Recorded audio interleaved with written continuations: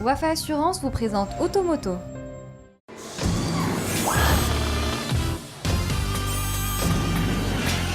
Très bonne fin d'après-midi à toutes et à tous. Les nouveautés, l'actualité ou encore les essais auto et moto sont à découvrir dans Automoto. Cela fait près de 10 ans que dure le succès de la Nissan GT-R et apparemment, il n'est pas prêt de s'arrêter. Une sportive haute performance récemment restylée qui revoit encore à la hausse ses ambitions sportives. C'est la nouveauté d'Automoto. Citroën a dévoilé récemment la 3e génération de la C3. Plus de détails dans l'actualité.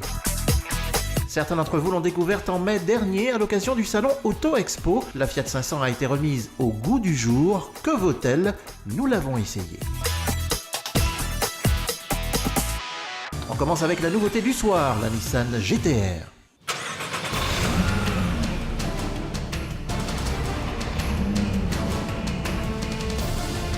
Cela faisait un peu plus de 5 ans que la Nissan GT-R n'avait pas connu d'évolution significative. À quoi bon, me direz-vous? 550 chevaux sous le capot, un 0 à 100 km/h expédié en 2 secondes 7, une vitesse maximale qui flirte sur circuit avec les 315 km/h. Visiblement, ce n'était pas assez aux yeux des ingénieurs de Nissan qui ne veulent laisser aucun répit à la concurrence.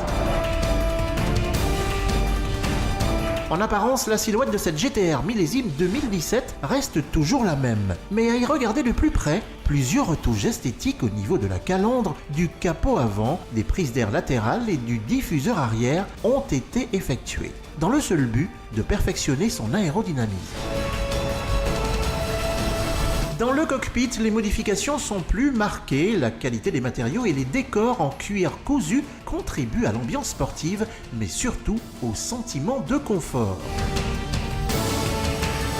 Côté mécanique, le V6 3,8 litres biturbo bénéficie de 20 chevaux supplémentaires, sa puissance passant à 570 chevaux pour un couple de 637 Nm. Ça ne plaisante pas. Un bloc animé par une boîte de vitesse à double embrayage et à 6 rapports, dont la puissance passe au sol via les 4 roues motrices. La puissance, justement, est présente à tous les régimes, tandis que l'équilibre du châssis et la motricité incitent à la confiance. Une série de raffinements techniques qui permettent à la GT-R de demeurer une sportive redoutable d'efficacité et de facilité de conduite. Un bolide plaisir qui n'est pas encore commercialisé dans le royaume. Sachez qu'en Europe, il n'excède pas les 1 million de dirhams, ce qui en fait, et de loin, la meilleure affaire du genre.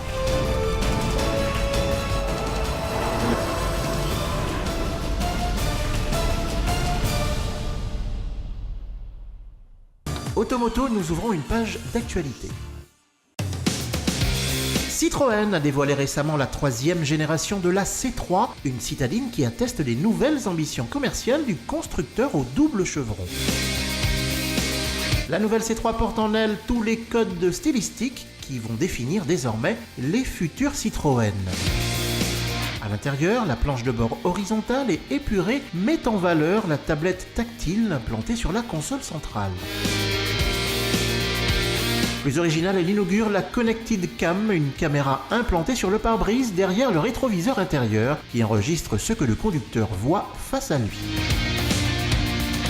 Ce dernier pourra d'un simple clic enregistrer des photos et des vidéos qu'il pourra ensuite partager sur les réseaux sociaux via une application dédiée. La nouvelle C3 dispose des motorisations de dernière génération essence et diesel, dont 2 Blue HDI de 75 et de 100 chevaux. Sa carrière commerciale devrait débuter à la mi-octobre en Europe et elle devrait faire son apparition dans le royaume début 2017. A noter que cette même C3 fait l'objet actuellement d'un développement poussé puisqu'elle sera la nouvelle arme de Citroën en championnat du monde des rallyes début 2017. Automoto essai, voici la nouvelle Fiat 500.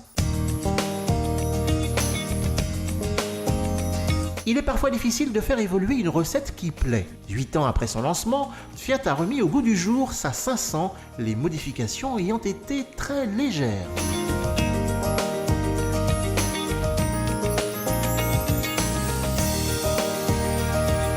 Elle se contente de légères retouches au niveau des boucliers, de sa calandre et des feux avant qui reçoivent un éclairage de jour à LED. À l'arrière, le design des feux évidés en leur centre ne passe pas inaperçu. Et si vous préférez circuler la tête au grand air, la déclinaison décapotable est disponible également. La cellule habitable évolue de façon subtile, elle s'offre ainsi un écran tactile plus moderne sans dénaturer la présentation intérieure, toujours aussi chic et rétro. Les sièges ont été légèrement modifiés et disposent de nouvelles selleries bien dans l'air du temps. Si le conducteur et son passager sont plutôt bien lotis au niveau confort, c'est vraiment juste à l'arrière, s'agissant de l'espace aux jambes.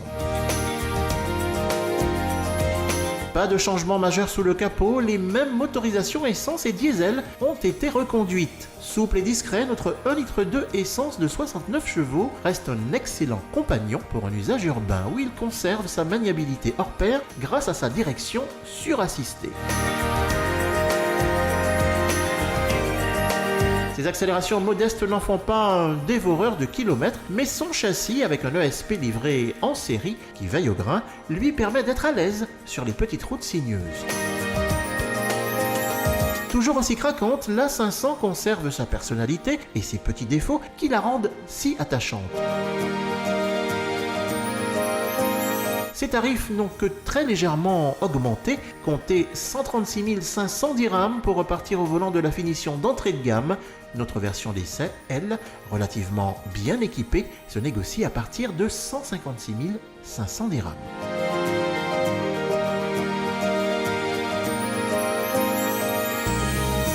C'est la fin d'Automoto, bonne suite de programmes. On se donne rendez-vous dimanche prochain, toujours à la même heure et sur la même chaîne. Automoto vous a été présenté par Wafa Assurance.